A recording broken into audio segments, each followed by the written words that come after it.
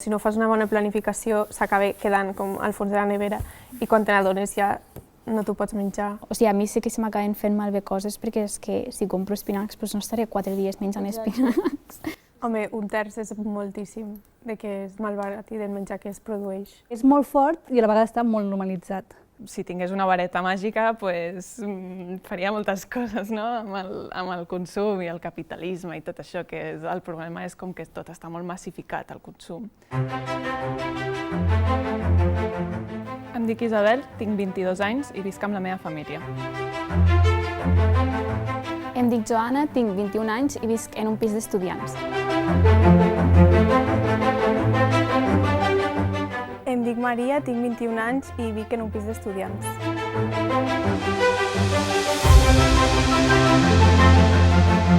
Em dic Cecília, tinc 21 anys i visc amb la meva família. Teniu aquí sobre un bol amb pa sec. Molta gent potser el llançaria directament a la brossa, però us demanem que no, que ens doneu algunes idees per poder-lo aprofitar. Sopa de pa. Sopa de pa. La meva àvia deia que a la guerra menjaven pa cuit.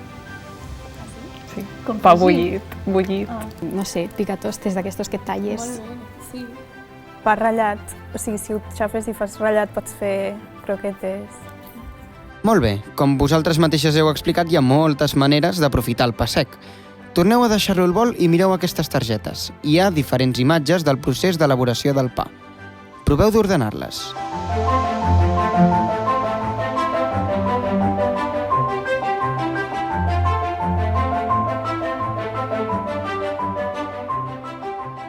Vale, doncs aquest és un tractor que està recollint el blat i l'estan segant i l'estan recollint. I aquí... S'està separant, no? El gra? O alguna cosa? Està molt... Pues, sí, estan fent, sí, és com un molí modern. Doncs això és el transport de la farina, suposo, cap al forn. I de la farina doncs es fa els diferents pans. I aquí estan els panets al forn fent-se. I aquí ja està acabat el pa i suposo que l'estan empaquetant per a vendre'l en bosses de plàstic. I aquí arriba a la botiga i el venen, o al forn, al supermercat. Hem vist que per fer una barra de pa hi ha molts processos i que per fer pa i poder-lo trobar a la botiga intervé molta gent. Però, tot i així, ara el pa que tenim a casa ja és sec i hem hagut de ser creatius per aprofitar-lo. Però el pa és només un exemple de tants. Us passa sovint amb el pa o amb altres productes? Sí. Sí, sobretot tot el que és verdura i fruita, que potser ho compres i no ets tan conscient de quan t'ho menjaràs o si no fas una bona planificació s'acaba quedant com al fons de la nevera i quan te n'adones ja no t'ho pots menjar. Sí, a mi em passa molt amb la ceba, perquè no la utilitzo tant, però clar, per cuinar un plat ja me n'he de comprar una. Llavors, si no cuino més coses amb ceba aquella setmana, doncs se queda allí. Clar, com que és per només una persona, per exemple, si obro també un pot de tomata solís, o sigui, per gastar-lo tot hauria d'estar menjant cada dia i has de planificar estratègies de, vale, si obro això, he d'estar 5 dies menjant-ho o he d'invitar algú a dinar o alguna cosa, perquè si no es fa malbé i no t'ho acabes. A mi a casa no em passa tant això, però el que ens passa és que, com que som família nombrosa, comprem molt i a vegades hi ha coses que ningú les està menjant i aleshores s'espatllen.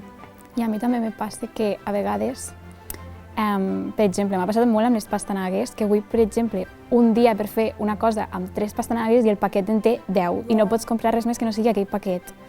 Llavors, clar, també perquè vaig a comprar a supermercats grans, si anés a una verduleria potser no em passaria tant, però això em fa molta ràbia. Clar, és que no, és una cosa de la que no paro pensant, però segur que malbarato bastants diners.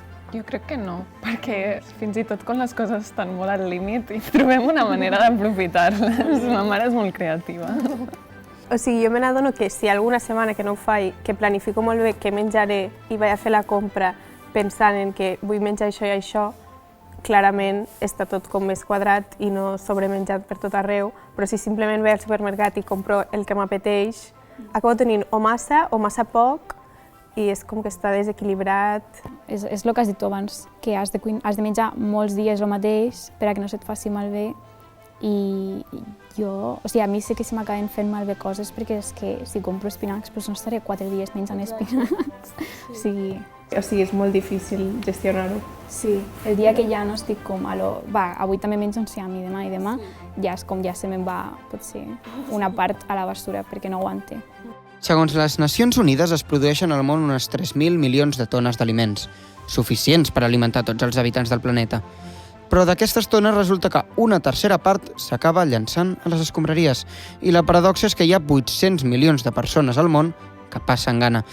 A més, resulta que el principal responsable d'aquest malbaratament, amb prop d'un 70%, són les llars, les cases de la gent. Es calcula que de mitjana cada europeu gasta 250 euros l'any en menjar que acaba llançat. Home, un terç és moltíssim de que és malbarat i del menjar que es produeix. M'impacta saber la xifra, tot i que més o menys me l'esperava, perquè també entenc que això és el que passa avui dia, però bueno, no deixa de ser impactant, sempre ho és. Sí que cada vegada que m'ho recorden doncs em quedo més afligida, has de ser més conscient, m'ho repeteixo a mi mateixa, però realment doncs és això, que ja ho sabia. És molt fort i a la vegada està molt normalitzat. I llavors per això no és que m'hagi sorprès perquè ja ho sabia d'alguna forma i també em genera una mica de frustració perquè és com que crec que no puc canviar res des de la meva posició. Algo per solucionar-ho, jo suposo que instruir més en la gent de planificació de menjar, també. Potser molta gent no és conscient de que està llençant menjar constantment i recordar-ho, però és això, al fi i al cap, encara que no siguis conscient, l'única manera de solucionar-ho és planificar-te què menjaràs i exactament quina quantitat de cada ingredient necessitaràs, perquè si no, a no ser que sàpiguis molt bé aprofitar menjar que ja no està bé per menjar, és bastant difícil no malbaratar res de menjar. Estem en una època de consumir i de no pensar més enllà, sinó simplement compres les coses que estan al teu abast i les compres i després ja pensaràs si realment les necessites, si les utilitzes o no les utilitzes, i amb el menjar sobretot. Lo important és sobretot tenir consciència i després aplicar-la, perquè és el que falla en la gran majoria dels casos. Si tingués una vareta màgica, faria moltes coses, no? Amb el consum i el capitalisme i tot això, que el problema és com que tot està molt massificat, el consum. Però bueno, crec que la clau per fer-ho més assequible per tothom és l'educació. Que la gent, si ho sap, s'ho pare a pensar i pot canviar els seus hàbits, i en canvi, si no ho saps, si no n'ets conscient, no pots arribar a tu, bueno, potser sí, però pel teu compte fer aquesta conclusió. Per tant, jo crec que a la gent que coneixes, si li dius comentar aquestes xifres o que és un problema que existeix, a poc pots anar incorporant un estil de vida més conscient amb el que compres i el que no. Jo en el meu cas sí que ho he fet molt amb tota la meva família propera, amb els meus pares, amb els meus avis. Jo ara soc vegetariana, aleshores això ha sigut un canvi de dieta molt fort en tota la meva família en general, perquè s'han hagut d'adaptar bastant a mi i això estic molt agraïda, sobretot per aquest problema del quilòmetre zero, de la carn envasada, de les granges d'animals.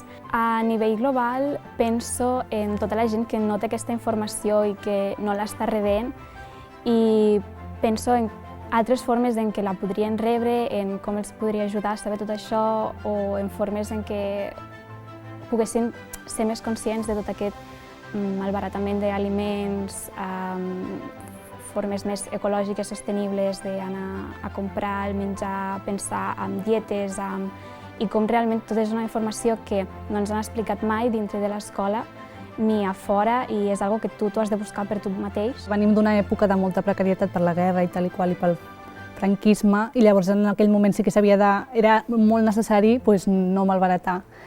Però ara, com vivim, com s'ha fet un procés d'industrialització molt més gran, tot s'ha mecanitzat molt més, és com que s'ha juntat que estem en una època més còmoda, amb que tenim molts més recursos i llavors com que la gent s'ha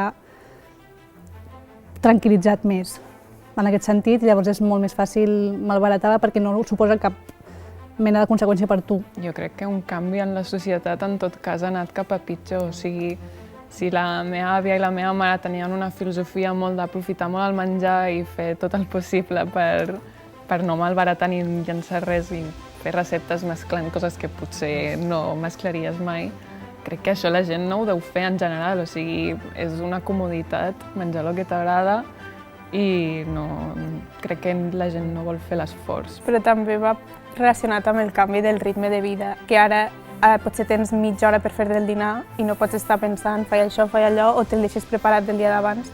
Vull dir que tot és com més ràpid i no hi ha tampoc el temps que es necessita de cuinar, de fer al matí, començar a fer això, no sé què. Sí que és molt present el tema de la sostenibilitat i de no malbaratar i tot això del consum, que en la nostra generació és molt present, però no sé fins a quin punt això és molt performatiu, perquè molta gent hi diu, sí, em preocupa molt i després no hi posen de la seva part. Ara en les xarxes socials ja està venint com molt boom de tots aquests temes realment, però segueixen arribant només a una part del públic, sobretot crec jo, a gent jove, i no és un problema que només afecti a gent jove, sinó a tot tipus de llars, realment. Amb els joves tenim com una cultura d'ecologisme molt més arraigada que no pas les generacions anteriors com els nostres pares, perquè som més conscients del canvi climàtic i també perquè ens afectarà més quan siguem grans. I llavors, per això també tenim la responsabilitat de comunicar-ho a la resta de gent.